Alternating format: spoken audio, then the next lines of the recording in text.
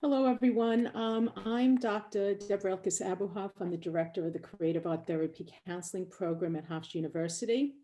We would like to welcome everyone from around the country and around the world to the annual virtual conference, The Power of Creativity During a Global Pandemic and Preparing for the Aftermath. This is session 4. The exploration of art therapy and nature's impact on happiness and life satisfactions. Well, I would like to, thank you.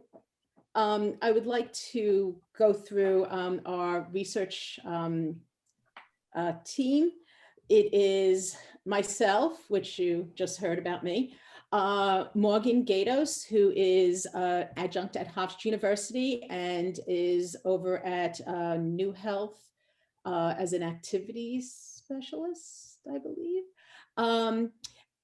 Erin Poland, who is at the Titus School, Arts RX and Field Trip, and Skylar, who is a student researcher from Calhoun High School. Can go through, okay. I'm going to turn it over to Morgan and Skylar right now. Hi, everyone. Thank you so much for coming. This is a wonderful turnout, actually, as I see the numbers just go up. What I'm going to start talking about today with Skylar is happiness and satisfaction, which is going to be carried throughout our whole presentation. It is 2 factors that we looked for in our research. And I just want to start off by discussing what is happiness. It can be viewed as an emotion, but it can also be so much more than that. It can be a perception, it can be an experience. So when we look at what makes happiness in an individual, there are some components such as an individual feeling fulfilled with their life or with their relationships, feelings of enlightenment, again, having a sense that a person's life is full, contentment, which is something that can be difficult to experience, especially if an individual is juggling many things in their life.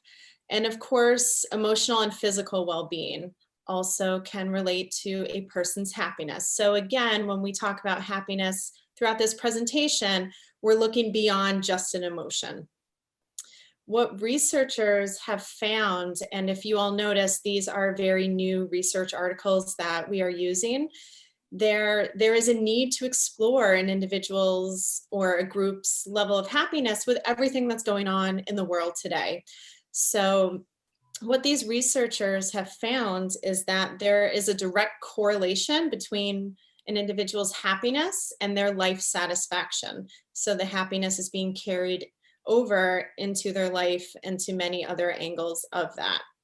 These researchers looked at the correlation and they found that having both happiness and a sense of satisfaction, even if it's not full, promotes better health in an individual.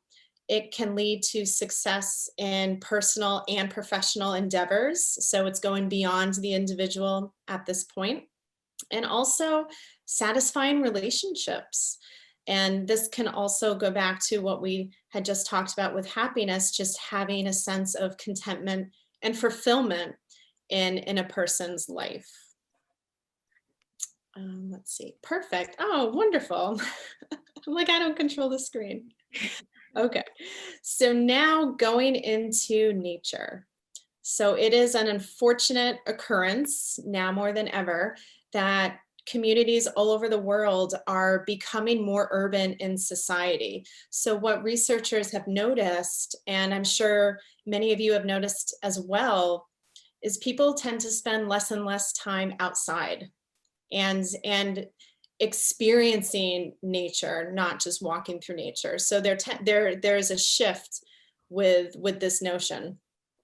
And Bratman specifically looked at the innate connection that humans have with nature. It's a wonderful experience that we have all been a part of in this world.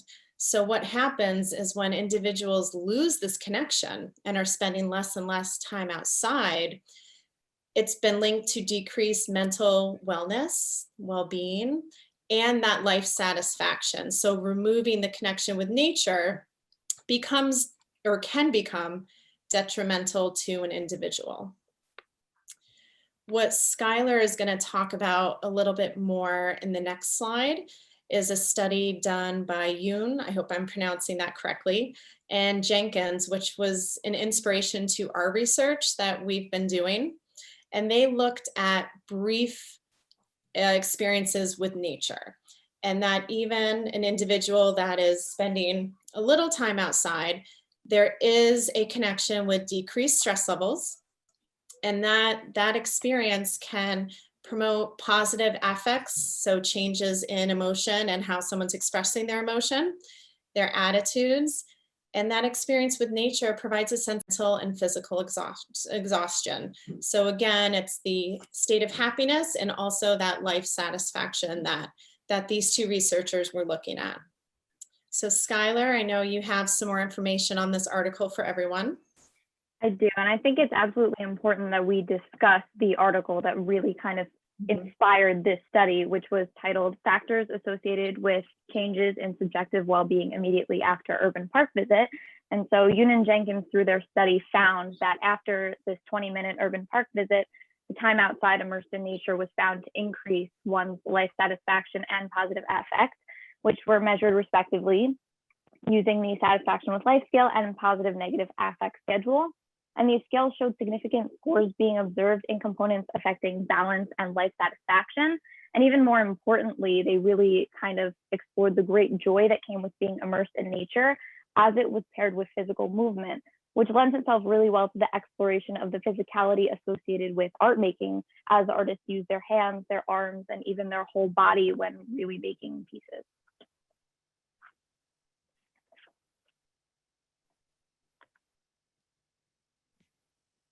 Oh, let me unmute myself. Okay, so now what we're going to transition to is the art therapy component, right? We are on the team mostly art therapists. And how does art therapy connect with nature? How can it go hand in hand when we're working with a client? So it is known in the art therapy fields that art can aid in the facilitation of a positive affect. This is something that I myself have witnessed many times, engaging someone in artwork and seeing a change in positive affect. And then of course, the hope with the session and treatment is that a client can feel a sense of life satisfaction. This also has been found within nature. We view art as many different forms of expression, one of them being visual. So if someone's outside in nature and they're looking at the scenery and they're listening to the sounds, they're hearing the birds, they're touching the sand, it becomes another form of self-expression and emotional release. So some of those components that we experience with our clients in art therapy can also be experienced when someone's engaged in nature. So what happens if we're working with a client and they don't have access to nature? Well, one of the ways that this can be done is engaging them in some sort of nature-based activity, whether it's materials or directive. And what Bratman had found, one of the research, is just by using a nature scene in a session, it can engage a sense of stress reduction in a client because the client is looking at a nature scene. And what he found is he referenced, and for those that have had me at Hofstra, everyone knows I love talking about the brain and neuroscience, the parasympathetic nervous system. It's how we rest when we are not doing anything. And it's very much related to someone being able to relax. So what Bratman found is just by looking at nature, looking at a nature scene, some of his participants were able to experience this without being outside. We can also use in our work nature-based materials, which could be anything found in nature or even in nature-based materials such as clay, where we're offering our client a connection to nature that they may or may not have access to. And one of the quotes that I used here, which I love, is that using a nature-based material in therapy can allow our client, it can allow an individual to enact a creative assemblage of a production. So we're using the expression and we're giving them a connection to nature. We're bringing them back to a connection that has been natural since birth with individuals, and we're offering that to them. I believe what we're going to talk about next is really the meat and potatoes of this research and what we've done. Where'd the slide go? The next slide. Where'd it go? There it is. Okay, everyone. So we're going to start off with, we asked everyone if they wanted to bring some basic drawing materials and some white paper. So this is the directive that we gave to our participants, and we want you during the time that we have today to take time to possibly do this. So take a moment to imagine your favorite place in nature. Okay, just think about where you like to be out in nature and come up with that image. And now create that image that represents it, or an image that represents it. Okay. Next slide. So my part of this is talking about the methods, and I wanted to give a little background onto how this all started. It actually started with me driving to Hofstra one morning and listening to the radio. And I heard a report that 20 minutes out in nature has been found to increase someone's life satisfaction and happiness. And I said, what happens to those people who can't get out into nature? People who might be a resident at a nursing facility or inpatient hospital or whatever. And I started to think about it, and eventually I brought it to the team and said, what do you think of doing something along these lines? So we started to develop a project that really was comparing drawing of landscape and nature and doing collage with natural materials. That was great. And we got it through IRB and we were set and we were doing our thing. And then COVID hit. So as you can see, our pre-COVID-19 data collection focused on comparing drawings of natural environment with collages collected with natural materials. This changed. When the pandemic arrived, an updated IRB addendum was submitted to shift data collection to those who were confined due to the stay-at-home order. So now we were all staying at home around the world and we weren't able to get out into nature. And the team kind of went, well, this is where we want to, have our intervention. Let's collect some data and see what's going on. So that's what we did, but we went only with drawing. Okay, so this research evaluated the productions of drawing prior to the COVID-19. So we extrapolated out only our drawing sample pre-COVID with the drawings of the stay-at-home during COVID. I like that. So after informed consent, participants were asked to complete a demographic form. This includes race, age, gender, education, geographical location, if they were working, if they were employed during the pandemic, if they lost their job because of the pandemic, things like that. We also worked with the satisfaction with life scale, which is the same scale that the original research worked with. These actually two, so we were replicating that aspect of it. It's a 5-question self-report, and it just talks about levels of life satisfaction. We also did the positive affect and negative affect schedule, which is, this is a 60 credits, well, I'm actually talking about our program, 60 question self-report to talk about perception of an affect. Okay, so where we feel, do we, very slightly to extremely in the the continuum of that questionnaire.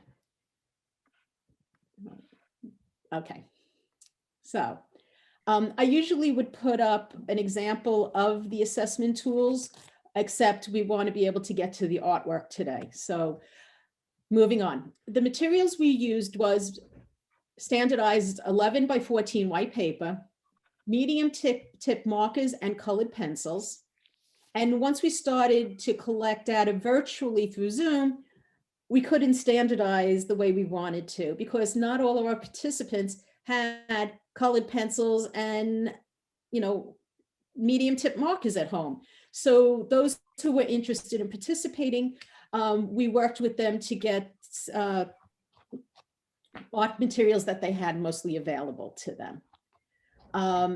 So all participants were asked to utilize drawing paper, white drawing paper and materials. So kept that standardized as much as possible.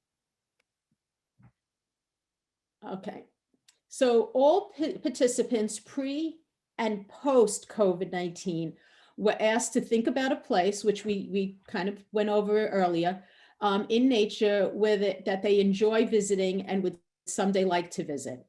Then with the provided materials, COVID-19, whatever they had available, create that landscape. Okay. Participants were given 45 minutes to complete each of their, complete their landscape response. After the completion, they had their post-satisfaction scale and their positive and negative affect scale. So we did a pre and a post. And then because we as art therapists don't say, oh, this picture means this, we really felt it was important to get the qualitative information from the participants. So we did ask them to write a short paragraph about it so that we were able to see their interpretation as we were looking at the artwork as well, and how they related to the experience.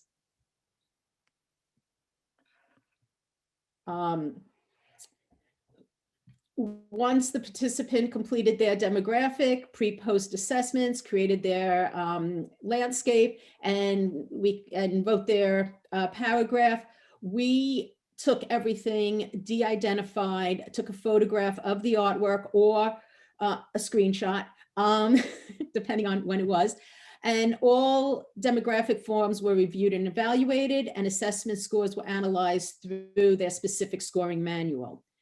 Data is currently being analyzed through SPSS. So today, when we go into the results section, which is coming up, I think the next slide actually, we have a sampling of what we're finding and the trends of what we're finding.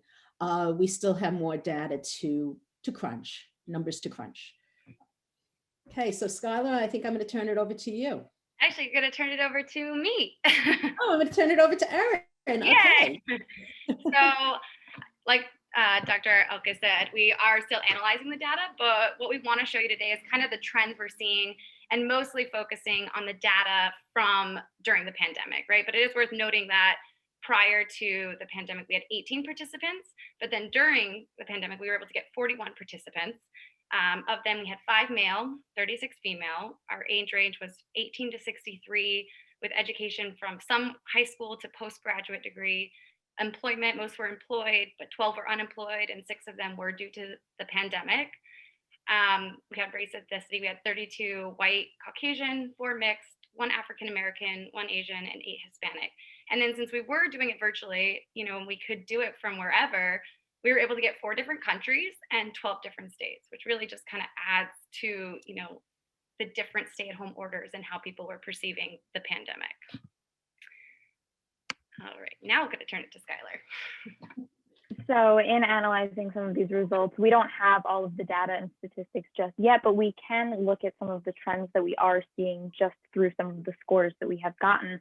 So when it comes to the life satisfaction scale, we can definitely see, even through this small sample, trends of life satisfaction increasing with jumps as much as 4 and 5 points.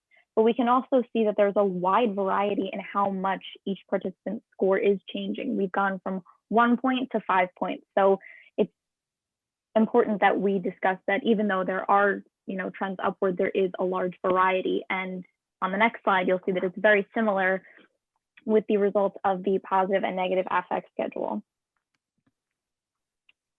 So even with another small sample of participants, there is a wide range of scores that we're receiving, but you can see from the pre to post, the positive affect is trending toward improving, and the negative affect is also trending toward improving. And I think one of the most clear examples is on the right-hand side in the center of the chart. You can see a drop from 37 to 11, which is a difference of negative 37 or 27 points in that negative affect, which is an incredible statistic that really can show you how important this experience was and how effective the art therapy was.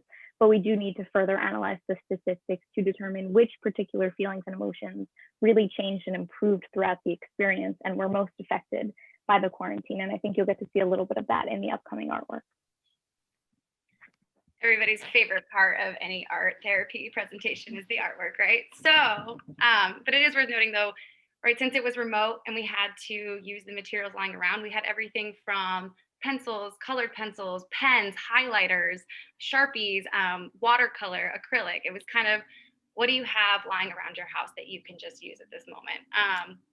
And then another trend that we saw though, with it is a lot of people were drawn to water. So out of the 41, 18 people included water, 12 included sunlight somewhere. And then it's important to note, like most of these were memories or, antidotes of like things that they were longing for and craving.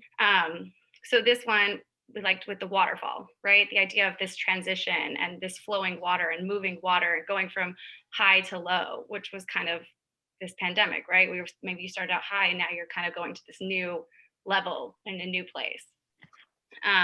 Then we had the beach scene, which a lot of people would talk about with beaches is that feeling that that evoked when you were at the beach, right? That warmth, the calm, freedom. A lot of people would talk about this was their place that they would go to recharge or regroup and ground themselves. So I think there was just that longing for just feeling some peace, right? And some freedom. Let's see. Then, this was our more abstract art that Skylar can go into. Yeah, so the more abstract art kind of came with the material, which was the watercolor, which really offered so much freedom and looseness that I think people were really craving by being, cooped up in their houses and stuck. And it also offered them to have a little bit more of an element of surrealism and fantasy, which I think people were also craving in this very real, depressing time, which was very interesting to see in some of the artwork. Mm-hmm. And then also it's worth noting, nobody really had any night skies. Most of the people would include daytime and sunsets.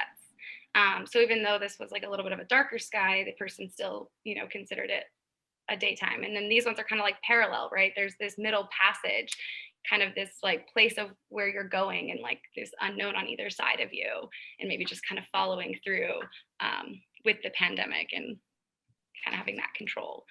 Then this one's mountains, right? The idea with mountains and these big obstacles, these things that we have to tackle, which is, with the pandemic, there was so much uncertainty, but you had to just kind of keep moving and keep going forward with it.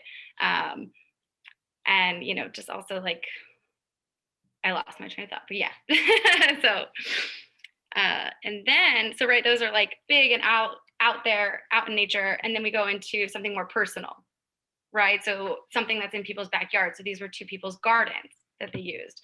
So the idea of what's right there, what's something I can nurture, what's something I can care for that's right here. And like kind of just getting into that, but then also, right, so you have people's gardens and that's their form of nature. But then another different perspective is people's homes, right? And then in either of these ones, you have somebody who has their future home, right? So this is a dream home that they want, of being able to have their family around them is what they described it as, and having gatherings and, just a place where everybody can be together. And then on the other side, so on this one, the one with the swing, you have somebody's past with their grandma and the place that they used to go to. So these ones are kind of this idea of mourning, of things that we lost in the pandemic, of not being able to gather. Also, you couldn't necessarily go to your grandparents because they were more vulnerable. Also the idea of homes, right? Where are you safe? Right now, we didn't know like, where are you going to get the virus? How are you going to, are you going to spread it? Like, if I go outside, will I get it? Like, so there's that safety and that like familiarity and closeness. So those were kind of some of the artwork that we had and we were noticing. And so, although we need additional analysis of the data, the trend does show that life satisfaction and positive negative affect are improving. But there's just a significant difference in how each participant's scores change, right? So some people, their life satisfaction might have gone down because maybe they were like, wait, what am I doing? Like, where am I going? But maybe they had a better positive outlook, right? And their negative affect kind of was able to be decreased. So, what we noticed is that this provided a chance to escape and get lost in the creative process and not only explore places in nature, but reflect on memories and happy places that were much needed at the height of the pandemic. And allowing themselves this time to be transported into these various nature scenes left participants better equipped with a positive outlook and an outlet for tackling the future challenges of the uncertainty of the pandemic. So, yeah. Right. Do you want to unshare and then we can talk about questions, talk about artwork that people created during this time, things like that? Totally. There you go. Okay. So anybody, so let's talk a little bit about that, connecting to the landscape and what that was like. It's different because you are creating while you're in a conference and listening, so it might not have transported you as much as we had hoped. But anybody want to share their place and what this was like?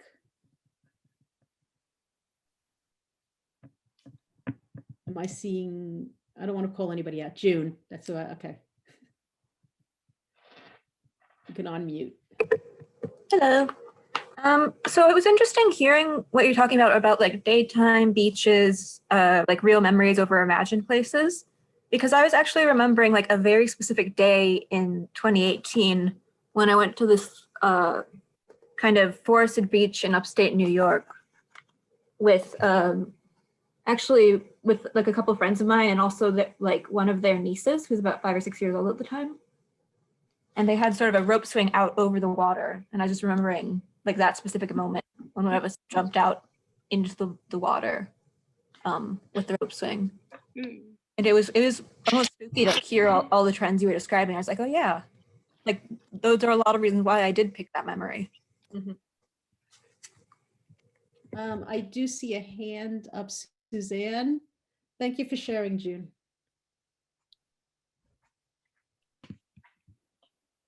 Suzanne, would you like Hi. to? Hi. Sure. You can see and hear me, right? Yes. Okay. So this is my watercolor on, unfortunately I don't have watercolor paper, so it's just a print paper.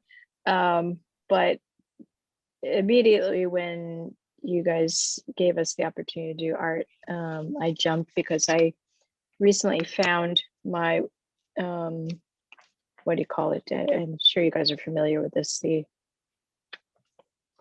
portable, wonderful watercolor set that was hidden because we had packed up our office because of the pandemic, and I was so happy to find it. But I went to memory because I had, when the pandemic started, I wanted to make sure I always went out, and bike riding is one of my favorite things to do. Mm. And so I always go by this one area near the Throgs Neck Bridge, Fort Totten in Queens. I don't know if any of you are from Queens, but this is an area I like to bike ride on. And then just recently, I tore my ACL skiing, and I cannot bike ride for several months now. And so I found myself getting more depressed. And so this is really good to hear, because I knew that I would end up getting depressed because I can't go out, and I also play tennis too, so that stinks. And you know, but I know I'll be back, but it's just that it's so hard because I miss this. I miss my bike rides, and you know, hearing my clients, and like even right now because of the cold and the snow, it's just been really hard on them, and then therefore making it hard on me because I have my own things to deal with. So yeah, so this place that I go to often does really bring me a lot of joy. And so I'm grateful to you guys for presenting this, because I think I really needed to be able to find a way to go to that place again. Yeah, and that's great. And I'm so glad that you had that experience today, because one of the things we really focused on was, you know, just in everyday life, forget about pandemic, there are people who aren't able to get out, and someone who is active like you, it does hit us hard. And that's, you know, part of our identity is to be able to be active and out and doing, and we lose that connection when we're stuck inside. So to be able to, you know, utilize that and bring ourselves there for even that short time, it's definitely, I'm so glad you had that experience as well. Sarah, you had your hand up. Yes, hi. I was just interested by what you said about there not being any nighttime scenes represented. And it came to mind that I wonder if you asked teenagers if they would depict any night scenes, just because I remember sort of going outside at that time, like you didn't want to bother your parents in the house and just like walking around the neighborhood. Mm. I'd just be interested to see that. Yeah, I mean, we limited our participants to 18 and older, so we didn't really have any teenagers. But I did think I wonder if it was because there's this is speculation, but you know, it's just there was so much darkness with the pandemic, you know, and so maybe, I mean, I find the night sky to be very calming. Like what you said, when I was a teenager, I would just go out and look at the stars. You know, I was from New Mexico, so it would just be glorious. But you know, I noticed though that when I would draw my landscapes, when I would work with the participants, I also never went to the night sky. I was always gravitated towards sunsets, you know, so it is kind of that interesting, I'm curious, you know, that's where the analysis gets into of maybe that just felt dark with the pandemic. But Excellent. Why am I not seeing? Okay. Ash raised her hand. Yes, Ash, go ahead. I'm sorry. I'm trying to find that hand. There it goes. On mute. Yeah. Are you talking to me? Yeah, I believe so. This is Lake Champlain in the Adirondack Mountains, and this is where I grew up. And I just love going back there. My parents' house was up on a hill overlooking this scene of the mountains and Lake Champlain.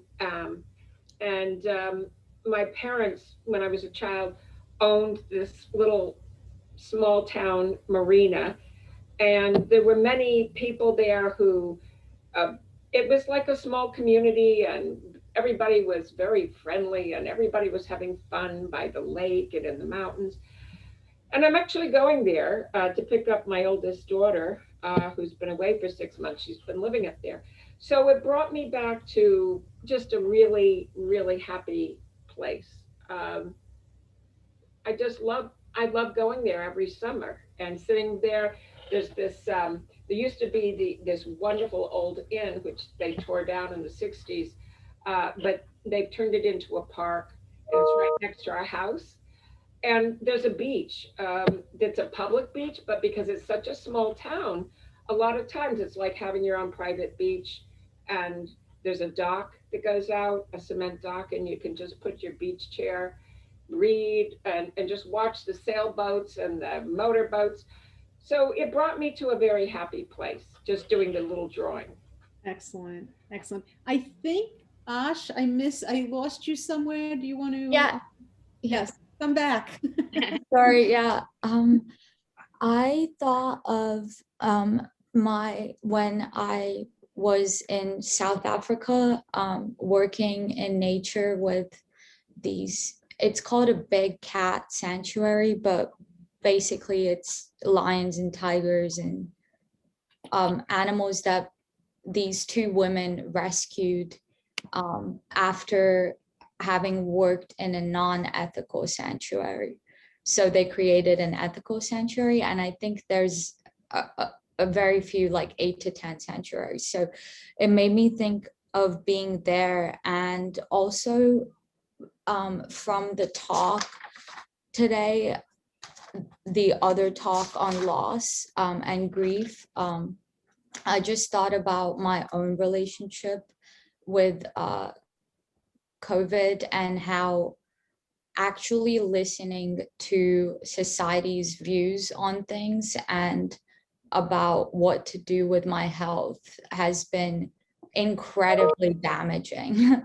So like this just brought me back to, which I was getting back to anyway, is more being in a relationship with myself and nature, and understanding that that's healthy. And I'm not sure if people live, like I live by myself and my cat, so it might be easier if you live with other people or not, depending. But it took me a long time to get into a routine about how to feel good about myself. So just staying more and connected with myself and not getting phased about everything I hear on how to take care of my own body. That's something I realized. Great.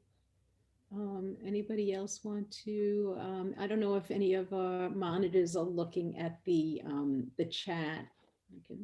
Yes, there's a few things. I have 2 questions. Visualization, but the pandemic does not seem to end. So does not this highlight what they cannot have or how they don't know they can? Can you read that one more time? Visualization is being used, but the pandemic does not seem to end. So does not this highlight what they cannot have or how they don't know they can? You know what? That works both ways. I'm actually going to let Erin talk about that, because she was she had a lot of interaction with people from around the country collecting data about some of their feelings of feeling, I guess, stuck in it, as well as thank you for the escape of it. Yeah, I mean, that gets into it, right? So it's, yeah, like with most of the people, there was this mourning, right? There is this sadness. Like I love going in nature, right? So there's that whole idea that it is awful, but there was that idea of like, wow, actually, I didn't have to focus on the pandemic. Like I had this 45 minutes to really just allow myself. So, you know, yes, we have so much uncertainty with the pandemic, and this was in the very beginning, right? Most of this data was March, April, a little bit into May. But so it was right when we had so much uncertainty, because we stopped collecting data once the stay-at-home orders were lifted, because then that way, you know, because people could go out into nature. So it's all when that was happening. So, you know, for a lot of the people, it was a way to like, okay, you know what, there is things that I could be reflecting on, or there are things that I could be holding on to. And yes, we still don't know where we're going, even, you know, almost a year later, there's still a lot of uncertainty. But that idea of like, okay, there is something I can hold on to, there is this place I can gravitate towards, and focus my energy on that. And like, you know, it kind of, if you have a positive outlet, you can find better ways to, you know, like with what Morgan had said, with like, you know, with your job experiences and opportunities, and like looking out for those things, or finding ways to reach out. Because I know a lot of people, you know, the first time they'd have the call with me, that was the first time they actually got to interact with somebody. So that was also part of it, was the idea of having those sessions to connect with somebody, you know, and from like not being so alone and being like, oh wait, actually I could just get on the phone and do a Zoom with somebody else, you know. So I think it, you know, yes, there's that mourning, but there was that reflection and like how to like move forward. Yeah, I want to add on. I'm sorry, Morgan. Oh, what's that? I was going to piggyback off what Erin said really quickly. I think that when I was talking to a lot of the participants, they were just excited to see me and to have a call with someone. So I think that that social aspect almost made up for, in a way, the fact that they were losing out on going into nature. I think being able to bring it in a little bit and also have somebody there kind of made up for that loss a little bit. Absolutely, because I know for me, the participants I worked with, one of the things that they all brought up was them realizing, like, yes, the pandemic is not going away, but neither am I. Yeah. And life is still there. So whether someone's choosing to focus on the pandemic or what they do have control over, which was one of my participants, the one that drew the really big yellow house, she was from Italy. And Italy had incredibly strict lockdown for a very, very long time. And she focused on her goals because that's where her focus was. And she ended up months later getting engaged to her boyfriend at the time. And she had mentioned that she felt like she almost spoke it into existence because she didn't want to focus on the pandemic anymore. She couldn't control it. What she could control was her relationship. And just having the art as a platform for self-expression, when we recreate a scene, when someone creates a scene that they love, those emotions are brought back. I could relate to the Lake Champlain scene because I'm very familiar with that area. I grew up in Vermont, and just seeing that image brought me back to my childhood, and I got so happy. And that's the power of art, and our participants shared that with us. I think Vivian has her hand up. Vivian has her hand Yeah, up. thanks. I totally relate to this. I'm a big nature person.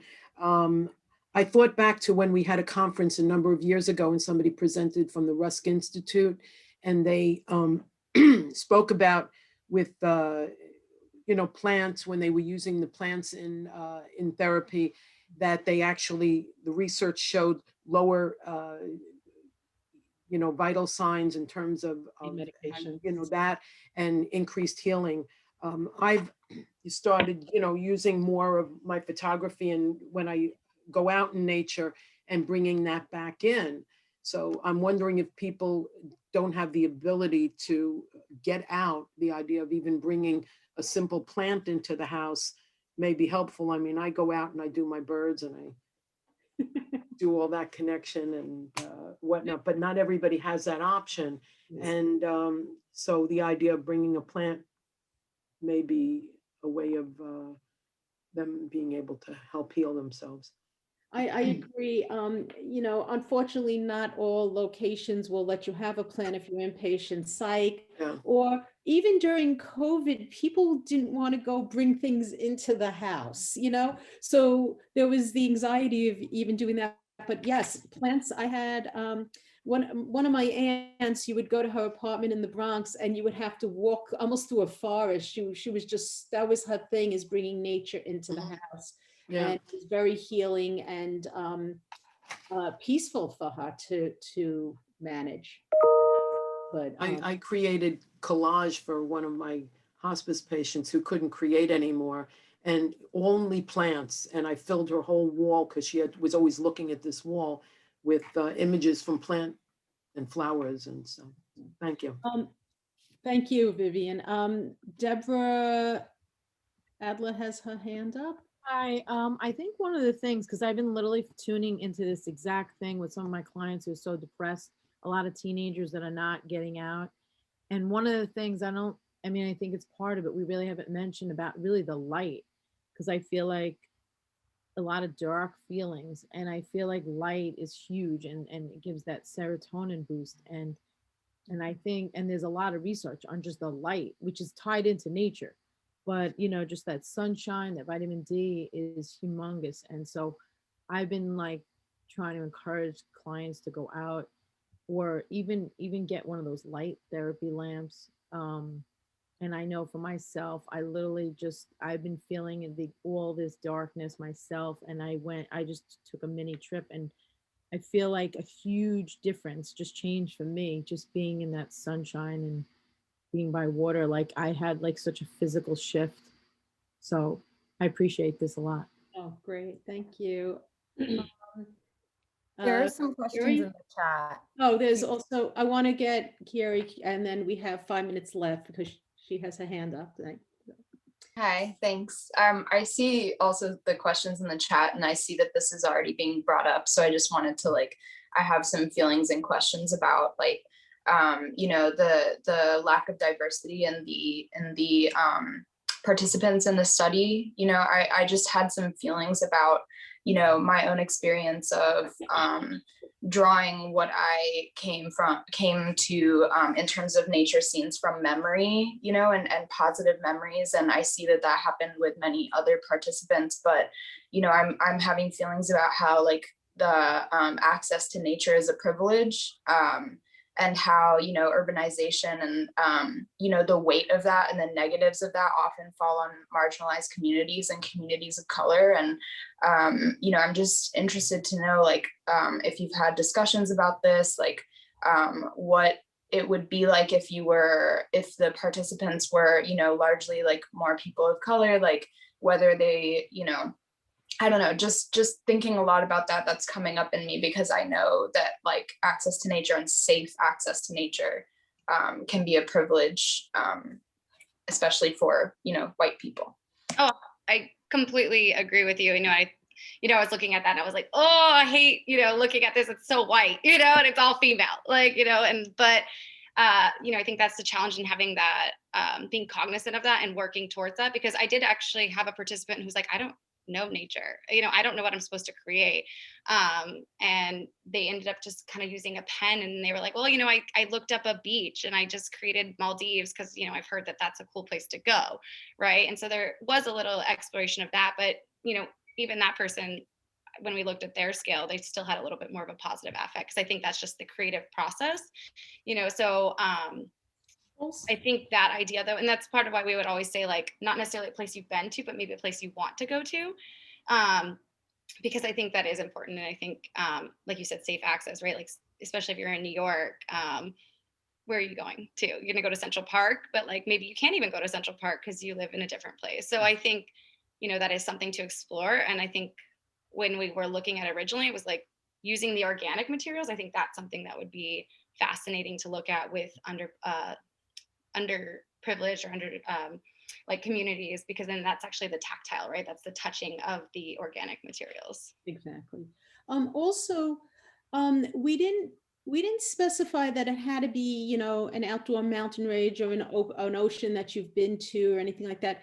We really said a landscape that, you connect with.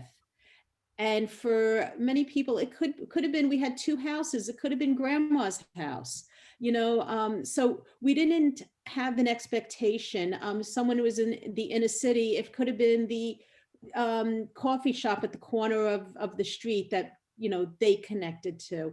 So it wasn't necessarily the mountains and getting out and getting on a plane, but, so yes, we do want to include more diversity in our participants.